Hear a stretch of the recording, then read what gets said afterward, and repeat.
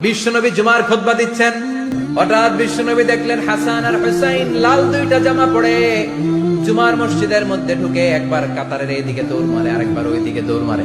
ছোট বাচ্চাদের এরকম দৌড়াদৌড়ি আছে না নাই? ছোট বাচ্চাদেরকে মসজিদে ঢুকতে দেন তো না বের করে দেন?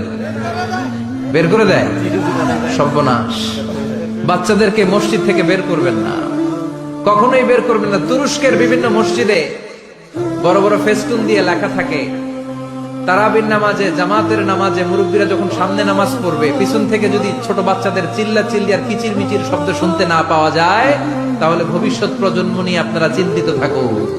পিছনে যদি বাচ্চাদের হই হুল্লোড় না থাকে, চিল্লা ফাল্লা না থাকে, তার মানে নেক্সট জেনারেশন এগুলো মুসল্লি হবে না, এগুলো হবে ডাকাত। এজন্য এরা বিভিন্ন প্রজেক্ট চালু করেছে। 40 দিন টানা ফজরের নামাজ যে ছোট বাচ্চারা মসজিদে এসে পড়বে, ওই প্রজেক্টের আওতা থেকে একটা করে সাইকেল দিয়ে দেওয়া হচ্ছে। সুবহানাল্লাহ কইবেন না? কুয়েতে আরেকটা প্রজেক্ট করছে, ফজরের নামাজে মুসল্লি নাই। কুয়েতের এই প্রজেক্ট হচ্ছে marriage project, second marriage project, দ্বিতীয় বিবাহ প্রকল্প।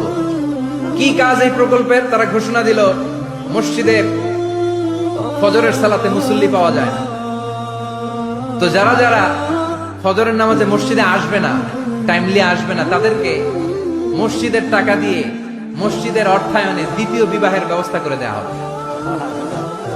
এই ঘোষণা দেওয়ার পর থেকে ওই এলাকার কোন মহিলার তাহাজ্জুদ মিস হয় না। ফজর তো অনেক দূরে, তাহাজ্জুদের সময় থেকে হাজবেন্ডে ডাকা শুরু করে, মসজিদে যাও, তাড়াতাড়ি তাড়াতাড়ি কোথায় যাও, কারণ মসজিদে না গেলে দ্বিতীয় বিয়ে আছে না নাই? সুবহানাল্লাহ কইবেন না? What a project, what a project, কত চমৎকার প্রজেক্ট। এই প্রজেক্ট গুলো নেওয়ার দরকার আছে না নাই? এজন্য ছোট বাচ্চাদেরকে মসজিদ থেকে তাড়িয়ে দেওয়া যাবে, এদেরকেও নিয়ে যাবে। এরা হাসতে খেলতে চলতে ফিরতে, আমি বাইরের যত জায়গায় তারাবি করেছি, অনেক দেশে তারাবি করেছি রামাদানে, ছোট বাচ্চারা পিছনে অনেক কিচির মিচির করে, হঠাৎ অ্যানাউন্সমেন্ট দেয়, বাবা মারা ছেলে মেয়েদেরকে শান্ত করে, কিছুক্ষণ শান্ত, 2 রাকাত পরে আবার চিল্লাচিল্লি, আছে না নাই? ওরা যদি না চিল্লায়, ওরা যদি লাফালাফি না করে, লাফালাফি কি 80 বছরের মুরব্বী করবে? কথা কয় না।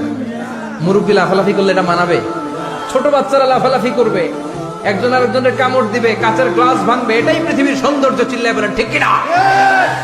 বিশ্বনবী একবার আসরের নামাজের সেজদা লম্বা করে দিলেন, সাহাবারা বললেন, নবী নামাজের পরে ধরলেন, অসুস্থ হয়ে গেলেন নাকি? অথবা কোরআনের আয়াত সেজদা অবস্থায় নাজিল হয়ে গেল নাকি? আসরের সেজদা তো এত লম্বা করতে কখনো দেখি নাই রে নবী।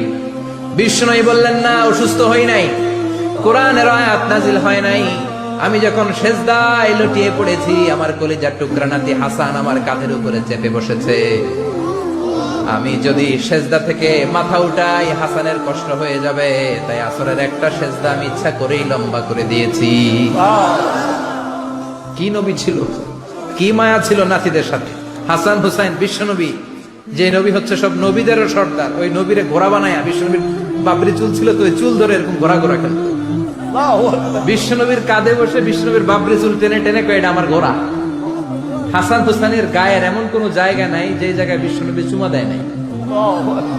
আর বলতেন, রাইহানাতাইনি ফিদ দুনিয়া, হাসান আর হুসাইন হলো আমার দুনিয়ার সুগন্ধি। সাইয়্যিদা শাবাবি আহলিল জান্নাহ, জান্নাতীরা আপনারা যারা জান্নাতে যাবেন, আপনাদের সামনে 2টা পতাকা থাকবে, একটা থাকবে হাসানের হাতে আর একটা হুসাইনের হাতে।